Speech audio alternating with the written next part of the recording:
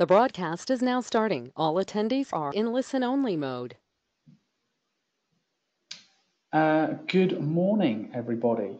You probably all can't see my screen at the moment, so what I will do is I will show my screen now. Hopefully you can now all see it, and everything is visible to everybody. Good afternoon, even, everybody. My name's David Rawl. I'm going to be hosting this webinar for you this afternoon. Steve from RiskX will be joining us slightly later on as well, Steve Marshall, who'll be going through the incident response piece for us. If you've got any questions at any point, please use the online chat stuff.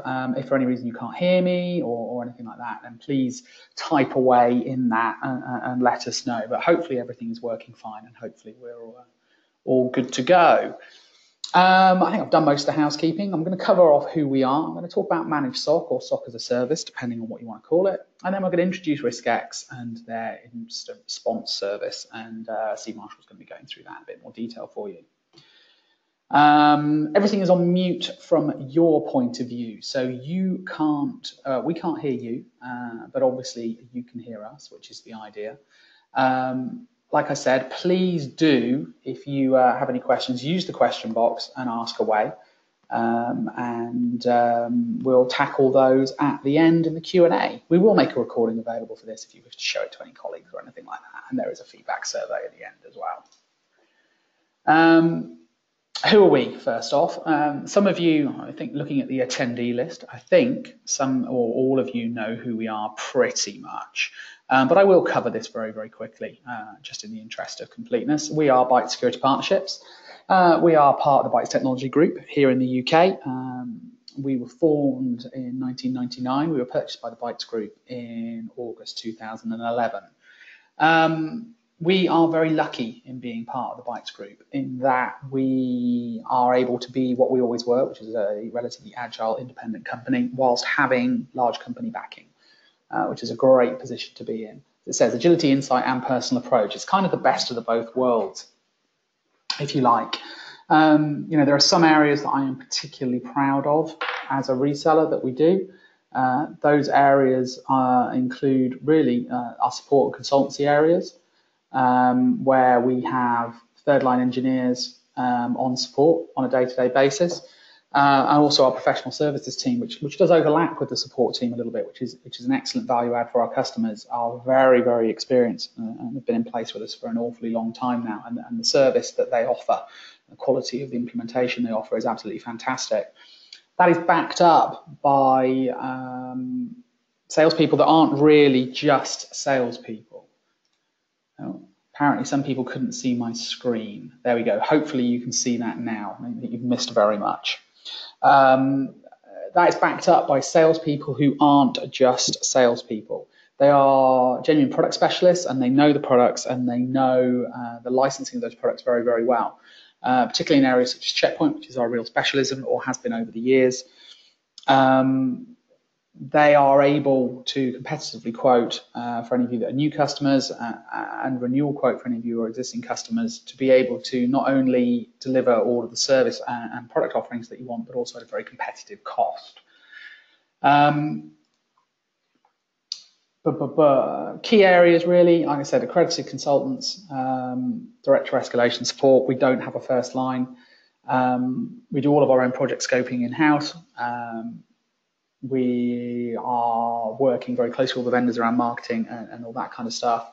And as I said, because the salespeople are genuine product specialists as well as account managers, it means that we are able to do some real security strategy meetings with those account managers involved and some of our technical staff involved, and actually work with you on mapping forward and developing new solutions in-house. Finally, I think this is an area that's quite often overlooked, is we do offer a whole range of bespoke training, particularly around, for instance, with the new Checkpoint R80.10 release. We have done a whole load of training stuff and training packages around that, which you will be seeing some more information about over the coming weeks, to enable you as businesses to get the best out of that. So a whole range of services on offer. This afternoon's webinar, well, this afternoon's webinar is mainly about incident response. Actually, risk exit stuff is the interesting piece, but also it ties in very, very well with managed SOC or SOC as a service, however you want to call it.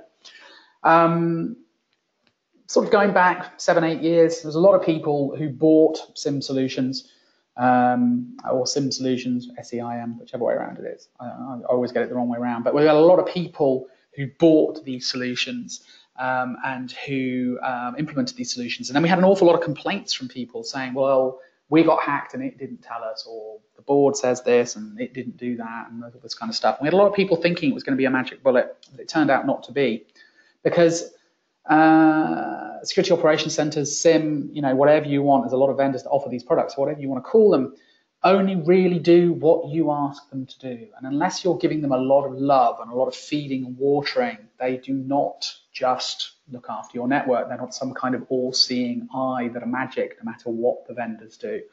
Some of the vendors do better jobs than others at bridging that gap and moving into that point. But the simple fact of any kind of security operations center product is that it needs to be loved and it needs to be looked after.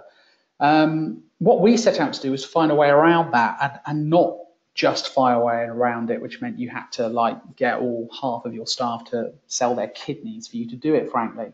So we have developed a managed SIM, SOC as a service, that is hosted intergroup, so it comes from within the business, that actually genuinely adds some value to what people are doing and how they're doing it. And we are finding generally when we're sitting down and meeting with our customers and our prospects that people do seem to very much agree with where we're coming from, which is nice. For any of you on this session who haven't heard about it and haven't seen it, my personal philosophy to this is that it's the 80-20 rule. You can achieve 80% of what you need while monitoring, not 20% of the devices, but without monitoring every single thing. What we're finding most customers actually want, I sit down with people and they say, we wanted to monitor the switches, we wanted to monitor the wireless access points, we wanted to monitor this, we wanted to monitor that, we wanted to monitor this, blah, blah, blah, blah. And then 10 minutes later, they step in and say, what we really want is if one encrypt starts hitting our network at 5 o'clock on a Friday and nobody notices it, by the time we come in on Monday morning, it hasn't encrypted the whole network, that somebody has told us what's going on. And actually, that's what most businesses want. Sure, some larger businesses, and particularly businesses with significant audit or financial responsibilities, need a full SOC internally. But most businesses, up to even decent-sized businesses in the 4,000 to 5,000 user range, what most businesses are looking for is something that will help them look after their network, something that will help them when things go wrong, and something that will tell them that things are going wrong. And really, you can do that without monitoring everything. That's the initial service that we have set out to create with our SOC as a service.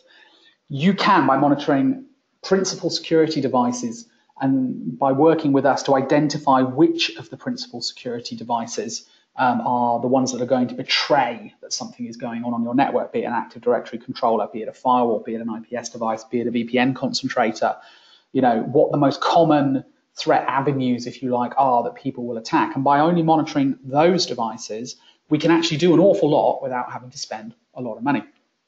And it can be achieved without internal training, and it adds real value. If you need to monitor everything, obviously that's something we can help with as well, but it wasn't the primary driver for the service, and it wasn't what we're setting out to do initially. However, we can monitor everything. Other things that this service offers is it does also do network monitoring as well as log correlation analysis. It can monitor the network. We can plug this on spam ports into numerous different places and do network monitoring. We can also, via the products powered by RSA Security Analytics, so via their ECAT service, we can also look at endpoints and specifically look for endpoints being attacked and vulnerabilities and threats within the endpoints. It's a very broad-ranging service. The thing that's great about it is that it's priced on devices, not events per second. Most of these kind of services are priced on events per second. For us, we've managed to price this on devices, which is great. And we're trying to solve an actual business problem here, not sell a product. That really is what we're aiming for, and that really is what we're trying to do. And it has been, I said to a few people, it's been created by IT security people, not marketing people. Those people out there that know me and know the way I like to work know that I really like to sell solutions and sell products that will actually do something, and will actually achieve something for the business. And I do think we've created something quite special here in terms of that, in terms of how it does it. However, the reality of it is that sometimes they will be calling you, and when they do call you, it'll be because there is something significant going on in your network. And it could be that you know how to deal with that, and it could be that you know what to do.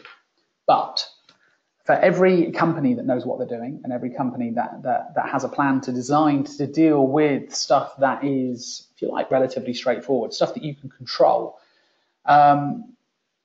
that company might also need external help. That company might be a business that has a corporate responsibility to report to the press or disclose to the Financial Services Authority or something like that. That company might just be somebody that doesn't want to avoid a whole shed load of bad PR and wants some help with project managing, resolving these kind of issues, dealing with breaches and all that kind of stuff.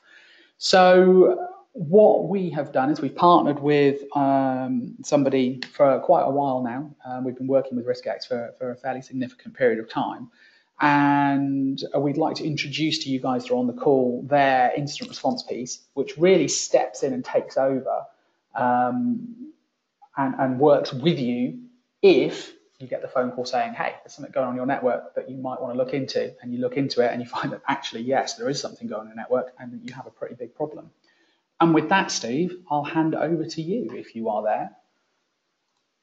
Perfect. Thanks, David. Okay, let me just share my screen, so hopefully you can see that now. Yeah, we can all see that. Excellent. Okay. So, as David was saying, I've I've worked through end user, reseller, and now into consultancy, and worked with a lot of SOCs over the years, both internal and external. And obviously, one of the things that you tend to find is that, yeah, it's great. The SOC's found some stuff. They've told us that they found some stuff. We've got a whole bunch of technical data and information.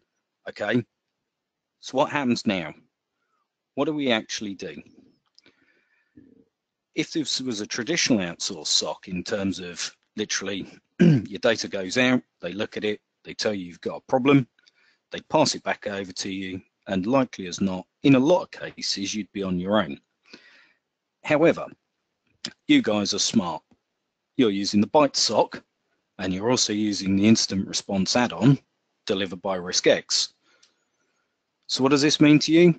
It means that you're not on your own, actually, at all stages of the process, from the identification right the way through to the analysis, the containment, the eradication, right the way through the process. You've got somebody to help you. Now, whether that is somebody on the end of the phone talking you through the initial preparation, or whether it's somebody actually on site in there helping your technical teams in order to review and work through the process that you've got. That's what the incident response solution covers. Now, there's always this nomenclature about, do you call it incident response? Do you call it incident management? Well, incident response from our side of the world is one piece of incident management. Now, in order to get to successful incident management, there are a number of things that you need to do that are the kind of more proactive things, and the rest is very reactive should you have an incident. So what you'll see on this slide is, on the left-hand side, hopefully, these are the bits that you'll only ever need. These are the bits that prepare you for an incident. They allow you to get everything in place so that should the worst happen, actually, you do know what you're doing. You do have people that can respond, and you do have people that will actually be able to get onto site, understand what your solution looks like, what your network looks like, and these kind of things, and actually go through the process with you. The detection piece, well, That's where your managed SOC fits in terms of actually, looking at all of these logs and all the technical gubbins and stuff that goes on and happens, under the hood of your business. And that's really the only bit I'd love to be able to sell you and say, right, just do this bit, everything will be good.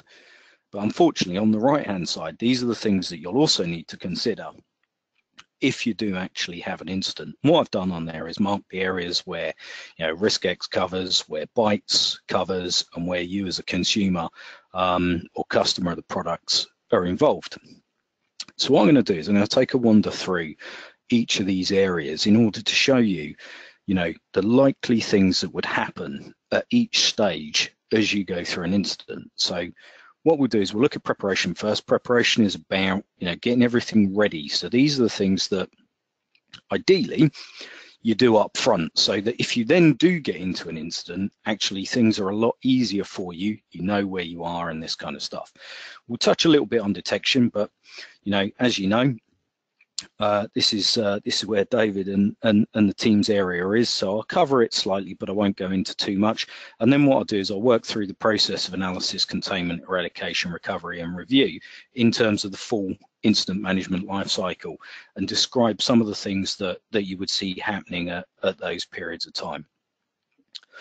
So preparation, this is a really key area for us, and I can't impress upon you enough the need to prepare. You've probably all heard the 6 Ps phrase: proper preparation prevents piss poor performance. And ultimately, this is the case with incident management, just like it is with a number of other things. The first things that you need to do, as David was saying about, people want everything monitored. They want all logs. They want everything pushed into this. There's millions and millions of alerts flowing around, and there's a huge amount of noise going on. One of the first things to do is actually identify and classify the critical data that you've got, and understand where that data is, where it resides, who uses it, where it's shared, and these kind of things. Because actually, if the data has no value to you, or the cost of actually providing the security is more than the value of that data, then it simply isn't worth protecting. There's actually a very interesting model. There's something called the Gordon-Loeb model, which estimates that actually, in terms of information security, you should only spend about 37% of the value of the data. Now, do I necessarily subscribe to that? Sometimes, but not always. It's interesting. One of the things that you'll find with the later regulations that are coming in, things like GDPR, things like NIS, and we've seen with PCI, what it gets you to do is identify where your data is and understand how that data flows throughout your organization, so that you can place the appropriate protection along those data strings, whether it be inside your own company or within third parties. Now, this is really important for things like data breaches, because in a number of instances, actually what we find is that data gets compromised in unknown locations, or systems get compromised and data ends up residing in unknown or unprotected locations. So as RiskX, we investigate probably about 70% of all the credit card fraud in the UK. So we're a PCI forensic investigator, and we've got a number of specialist forensic investigators that look at credit card data specifically. And what they generally tend to find is that a number of things happen.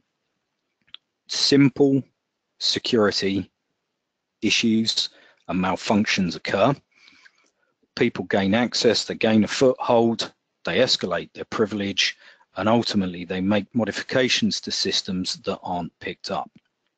Now, these are systems that, generally are involved in e-commerce transactions or within telephone order transactions and these kind of things. Now, had people said, actually, these are clearly high risk systems to us because they've done a risk assessment and they've said, yep, actually we've got vital data going through these systems and identified those as areas that needed protection or needed even uprated protection, then they could have been a lot more specific around where they focused their efforts.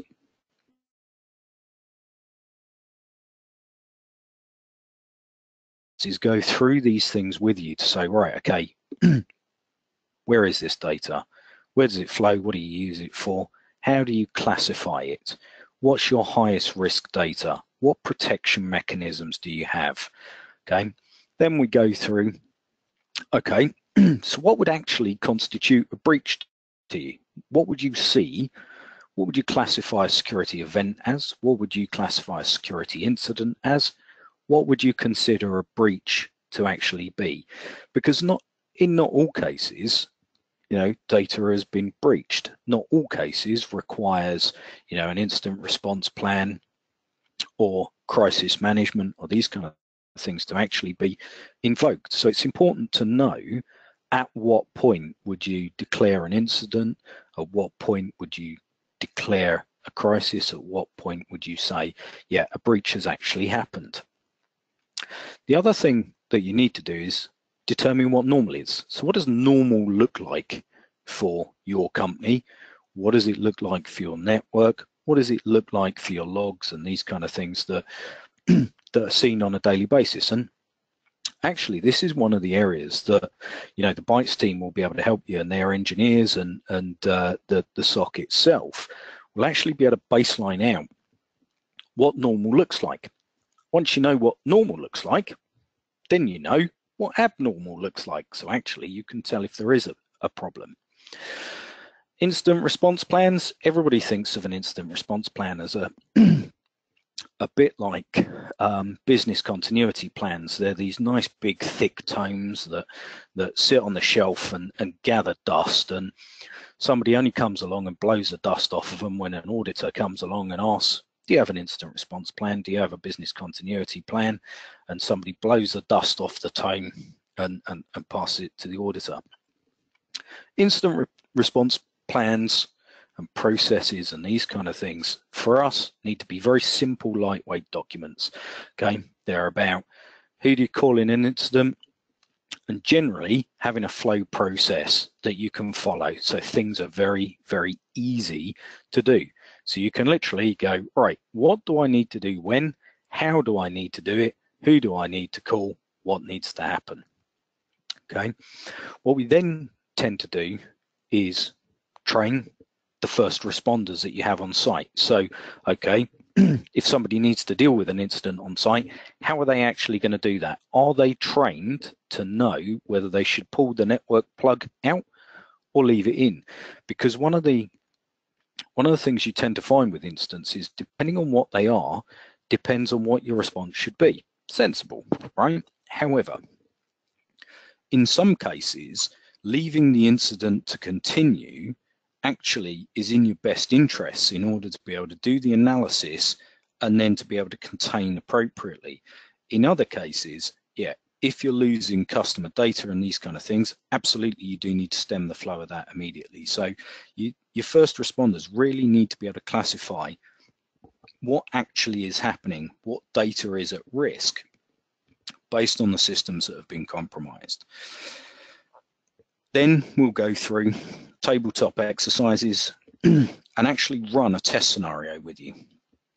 And we'll run through your incident response plans, and we'll run through your first response, and we'll run through things like media strategy and with your incident response teams in order to work out whether these things will work appropriately in your business and actually whether they're tailored enough to you or whether we actually need to make some changes.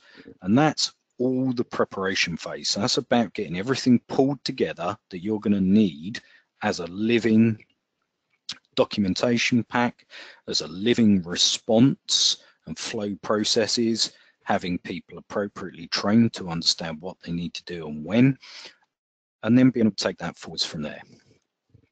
The next piece, as I said, was about detection, and obviously this is where the SOC works and the SOC fits in. It is about identifying, abnormal behavior once they've got a normal baseline, pattern and understanding of what happens. And it's about looking at all the different areas. But this is far easier for the guys, and the SOC is very much more powerful and very much more aligned when you've actually identified where this core and critical data is to you. So actually, you know, right, if that system is hit, I know that it's got a risk factor of 5, for instance, which is far bigger than, you know, just a standard workstation that might get hit with a piece of malware. So I can actually say, right, if my front-end e-commerce server is hit, I know that my risk is much greater because I've got e-commerce traffic, I've got personally identifiable information, I've got PCI credit card data that may be at risk.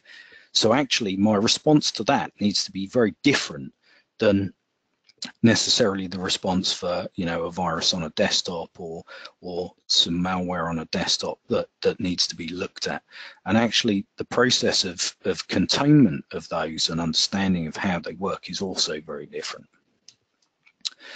The next piece, and this is always a difficult one because it's very much a case of analysis is one of these things that needs to happen to be able to understand what your type of incident is, to determine what that breach actually is, whether there has been a breach. Normally, lots of people want to run from the detection phase. Okay, I've detected something, I now want to contain it and eradicate it and actually get rid of whatever it is on my network. However, without actually understanding what's gone on and how it's gone on, it's very, very difficult to say whether the containment that you plan or propose will actually contain the breach or the incident that you've got going on.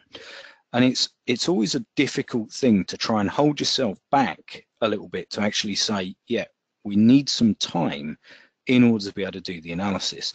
And this is where, you know, actually for us as incident responders, it's great having a managed SOC that can deliver us early information in usable formats that we can say, actually, we've now got a good idea immediately based on their input, you know, what data is at risk, what the likelihood is, in order to be able to confine down that analysis to say, right, has the data been placed at risk? Has there been any exfiltration of data? Where has it come from? Is it malicious in its nature? What needs to happen? How does it need to happen? Now, it's very important to ensure that you get the analysis phases correct. If, for instance, you're going through the process of understanding particular types of incidents, so for instance, things like insider threat and this kind of stuff, if you've got rogue employees that actually are doing things that they shouldn't do, and you're going through the process of this analysis, it's important to understand, am I actually going to report this to the police?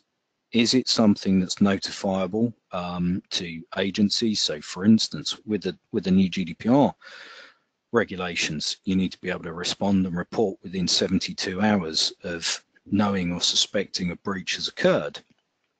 And it's important to be able to respond and give that to the ICO. The ICO, likely as not, if that's an external threat or an insider threat, they're going to expect things like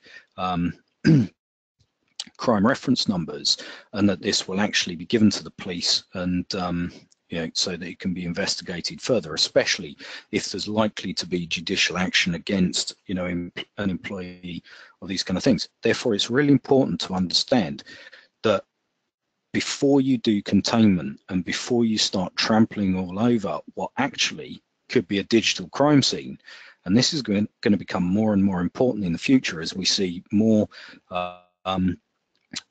Internet of Things, Internet of Stuff.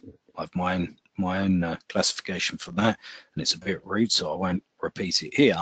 But all of this stuff will end up as a digital crime scene, and there'll be forensic information smattered across lots and lots of different devices. And it's important that if further action is to be taken, whether it be against employees internally, just against your own policies, or whether it be law enforcement action, or whether it be, external regulation action through, bodies like the ICO or under contractual terms and conditions by card schemes, it's really important to ensure that actually you maintain evidence and you maintain that digital crime scene to ensure that, yes, you need to contain, but actually you don't just trample across all of the evidence that you would need to prove, someone's guilt, or in some cases, innocence.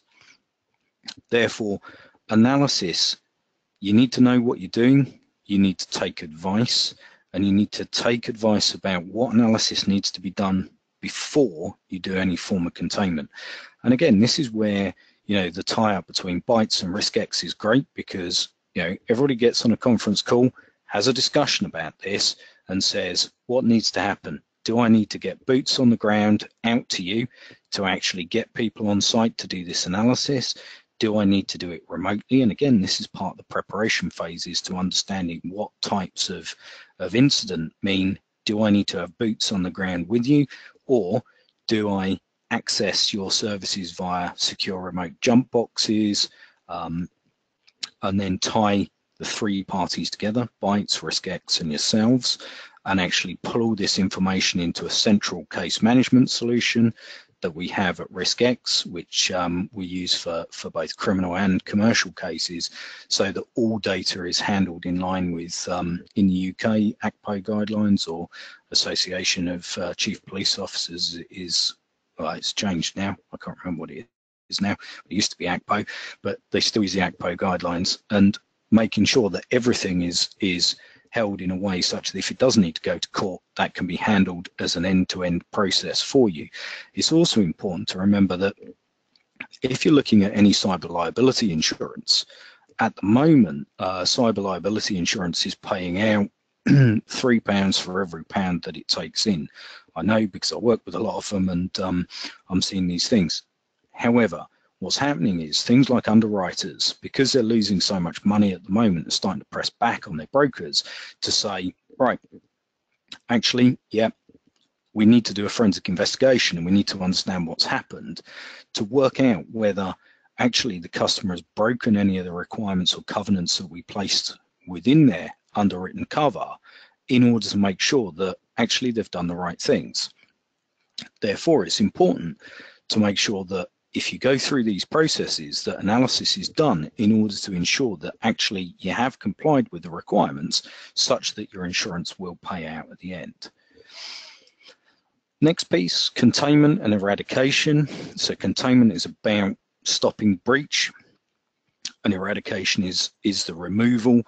These things generally tend to go together, and sometimes in some of our training sessions and those kind of things that we'll do with you if you become customers of ours, hopefully you will, we generally tend to put containment, eradication and recovery together in order to show the processes that you're going to go through in order to stop this happening, in order to remove whatever has exploited it, and then in order to recover and actually restore or rebuild any affected devices that you've got, ensure that your system access comes back up, availability again comes up to where you want it to be. And these are things like making sure that actually you found all of the instances of this. And this is another reason that analysis is important, because analysis shows you that actually when you look at things like modern malware and this kind of stuff, modern malware generally tends to hit one company before it's changed. Anything that uses signature-based detection and these kind of things is generally out of date these days, based on the fact that actually, malware will hit a company, it will then morph, it will hit another company, it will morph, it will hit another company, and generally these are all done by very minor changes in terms of XOR coding or custom packing or these kind of things, in order to change the signatures so that they can't be detected. And we're seeing more and more of malware spreading of this nature, such that actually just creating things like, MD5 hashes or SHA hashes, which a lot of companies do in order to detect that malware, actually, once it's spread, it could be slightly different. Therefore, your hashes will be different and you actually won't find that data. That's why things like analysis need to look at in depth, and it's kind of all, cool techie nerdy stuff where my guys reverse engineer things and look at what it does and how it's spread, and then dig into all the logs and find out where it's transversed across the across your environment and this kind of stuff. But that's really important to make sure that you've identified all avenues of where that incident has hit you, such that you can take out that malware, you can surgically remove it in terms of each of the systems that it's hit, and you can understand how things have traversed across your network, such that when you move on to do things like the review stages, you can understand, okay, why did this happen to us? How did it happen to us? And what are the steps that we can put in place to make sure it doesn't happen again? So move on to recovery. I slightly talked about recovery in terms of making sure that all of the things are up to date and service is restored. I'll move on to review, and this is my last slide. Interestingly, as part of review, when I talk about security to lots of companies, everybody wants me to talk about some of the cool war stories that I've got. We've had one customer. It was a very large oil customer, and had an incident response necessary, and they said, one of our oil platforms has been taken over by armed hostiles, and we're invoking our incident response retainer that we've got with you. We need you to come and get them off. So we had a discussion with our management team, and we've got a specialist company that we use that can go and do that, and we did. And people want me to talk about cool stuff like that, and how we stole nuclear submarine plans and that kind of stuff, and that's all really cool things. Unfortunately, the big problem is basics, and where most companies go wrong is actually the basics. Things like making sure you're patched, things like making sure you don't have simple username and password combinations. So if we look at the Equifax breach, recently, what you'll see is that actually, they got hit again in Argentina. How did they get compromised? Well, they had a server that had a username admin with a password admin. And unfortunately, a lot of these things happen, and a lot of them happen because everybody wants to do the right thing. Everybody has to get to market quicker and quicker and quicker these days. And unfortunately, things like test systems get promoted into the live production networks, and somebody's put admin on them because, it was quick and easy when it was testing. And unfortunately, that never got changed. All of these things, part of this review process in terms of learning. However, what you need to do is make sure you get the basics right so that you don't need to go through the full management lifecycle. And part of the preparation piece right at the start of this is actually understanding the critical data you've got, and then going through and saying, right, do I have proper access controls on there? Do I have proper preventative measures implemented? Do I have antivirus and anti-malware? Do I patch the system properly? How do I monitor it with my SOC? And actually, do I test that, and do I go through things like wargaming and desktop review and this kind of stuff in order to check that these things work properly? And unfortunately, lots of people need to go through that incident process in order to find these things out. The lucky thing for you is we've already been through this process. We already know what happens. We already know what the outcomes are likely to be and where these things will happen.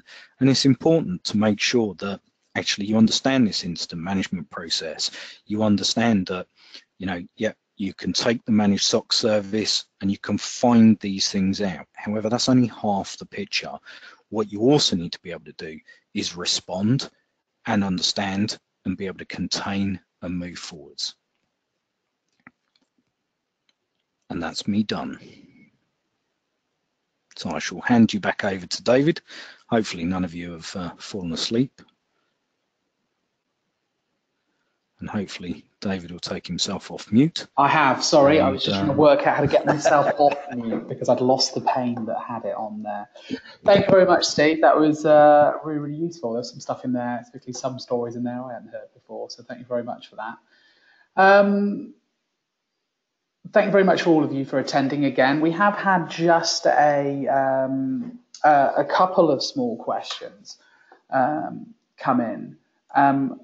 I mean, Steve, the first question we had come in really was, is there any, I know there is no one size fits all at the moment. I know you've kind of covered this off in terms of the steps, but in terms of your opinion, just how much work do people have to do to get ready in the way that you just explained and that kind of stuff? What do you find normally that people have really let themselves down on when they first get you to come in and do the setup and everything?